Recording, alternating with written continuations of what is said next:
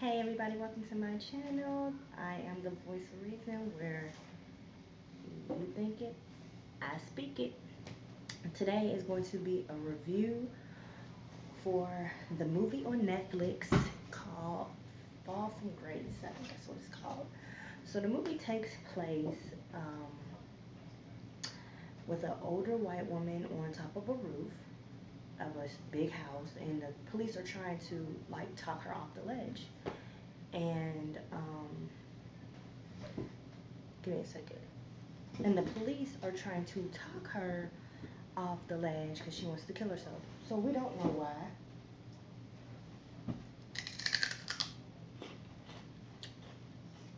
Oh my gosh. Celery. So good. So we don't know why she wants to kill herself. All we know is that she's trying to jump. So she winds up jumping, and the police officer who tries to jump her, who tries to talk her off the ledge, he goes home to speak to his wife, who is a public defender. So he goes home, they go to bed. They wake up the next day. Um, I don't know if I mentioned, but this is a Tyler Perry movie. So they wake up the next day and she goes to work. On her way to work, she's listening to the radio. And on the radio, they're talking about a woman who had murdered her husband. So every channel she's flicking on the radio, that's what they're talking about. So as soon as she gets to work, her boss calls her into the office and he says to her, this thing makes me look so big. This is the extra large. It's actually big on me. I'm sorry. I have to eat this. But Tyler Perry, who plays her boss, calls her into the office. And he's like, okay, I want you to take this case. They're getting on my nerves. It's the biggest case. I want you to take it.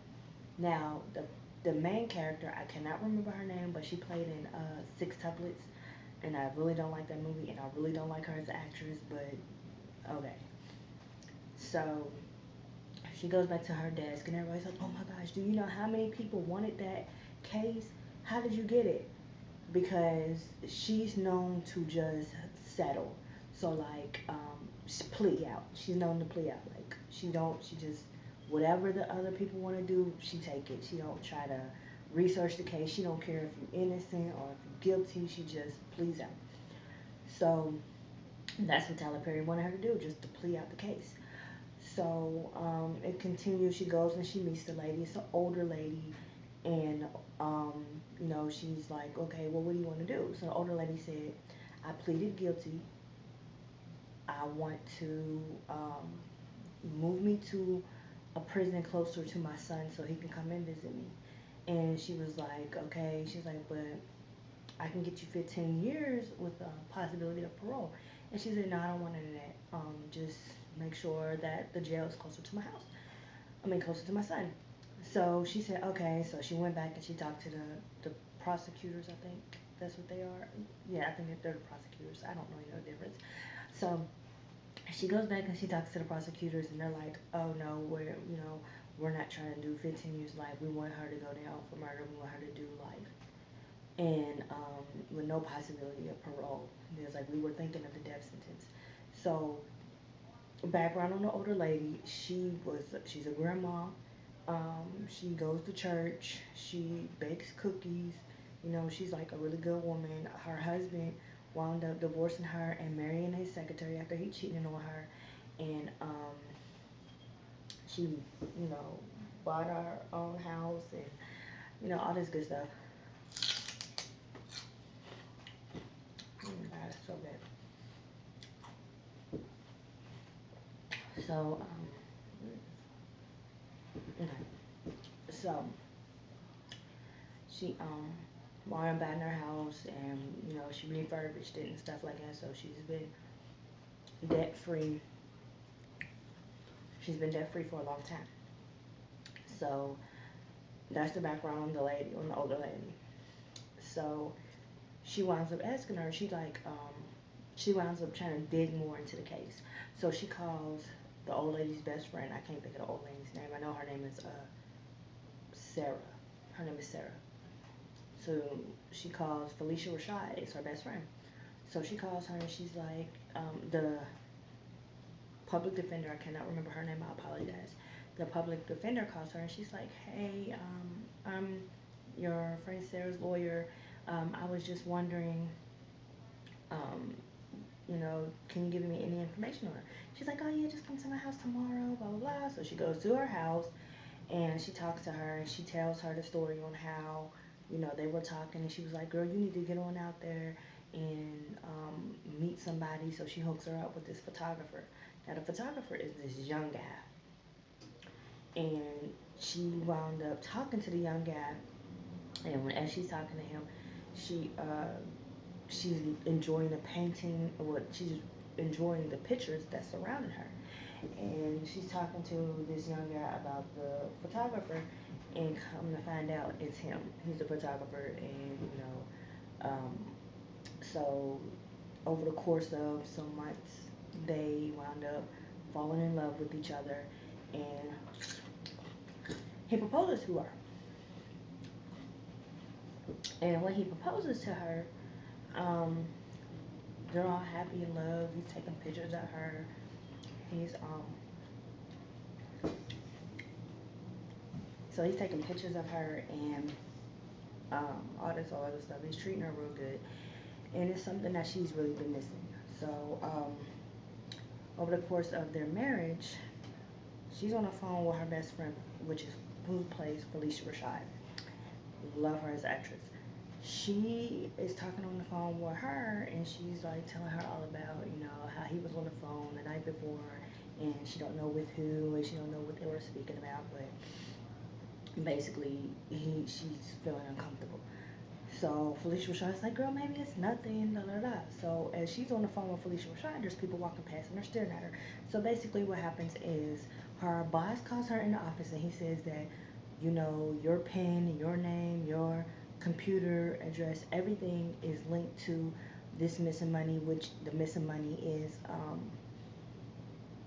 think it was 370 something odd $1,000. And he was like, you stole the money, pack your stuff up and leave. Now, if y'all are my subscribers, then y'all know that I did a video on working for a job, and you could work for a job for a lot of years. And the job, if you do anything to mess up the job, no matter how loyal you are, no matter if you come in every single day, no matter how much time you give to that job, if you mess up, they will fire you and hire somebody the next day. They don't care about you. So basically, that's what it was with her. She was so loyal to the job. She's like, they know me. They should know that I would never do anything like this. They didn't care. They fired her. So she goes home. She's calling her husband. And what winds up happening, I don't want to tell y'all the whole movie, but what winds up happening is not only is money missing from her job, but money is also missing. I mean, she also took out a mortgage on her house for $375,000 too. And she didn't do it, but her signature was on it and it was notarized. And she was over in her account $4,200, so she couldn't even pay. Now she's like, I own this house for 40 years, and so I don't have a mortgage. So what are you talking about? So she goes to the notary place, and the notary place wound up not even really being a notary place. And then she goes back home and she calls the people. She's like, well, do y'all have a video or anything so I can see who came in there to deliver my paperwork? So they showed a video, and it wound up being her husband. So he explains to her what happens. Over the course of this time, he starts to mistreat her. I'm not going to say how because I want y'all to see it. Over the course of this time, he starts to mistreat her. And as he mistreats her, she does something to him. I'm not going to say what it is. Basically, she's on trial for murder. So she said that she murdered him, but there was nobody when her friend went back to the house to find him. So that's basically what she said. I'm sorry, this hair is getting on my nerves. But she basically said, I murdered him, but when my friend went back to the house, there was no body. Oh my God, I was freaking out. Like, what is that? Okay, but there was no body there. So they're like, is he missing? Is he dead? What's good? They don't know. So the end has a twist to it because it kind of started off slow, but the ending has a twist to it. I was close to how I thought. I was close to what I thought happened, but it didn't really happen. So I give this movie out of 5 stars. I give this movie a 4, and the reason why I give this movie a 4 out of 5 stars is because the wigs in this movie is really bad. I'm a stickler for stuff like that, like clothing, hair, dialogue. The dialogue was very slow. I really don't like the main actress. I think she was a bad. I think she was overshadowed by everybody surrounding her. For some reason, I just don't like her. I think she's like, when she's supposed to be excited, she's monotone. When she's supposed to be monotone, she's excited. So like, I'm like, girl, you ain't even got your feelings together, so you need to stop. But anyways, it was a really good movie. The ending really was good. It wasn't what you was expected, what expected to be. Um, if I was you, I would watch it. It just came out today, which today is January 17th. It just came out on Netflix. So watch that movie, girl. Because when I seen that movie on Facebook, I said, I gotta see that. I gotta see what it's about. It's called Fall from Grace. So thank you for tuning into my channel. And like, share, and subscribe. Come join my team so we can talk about everything.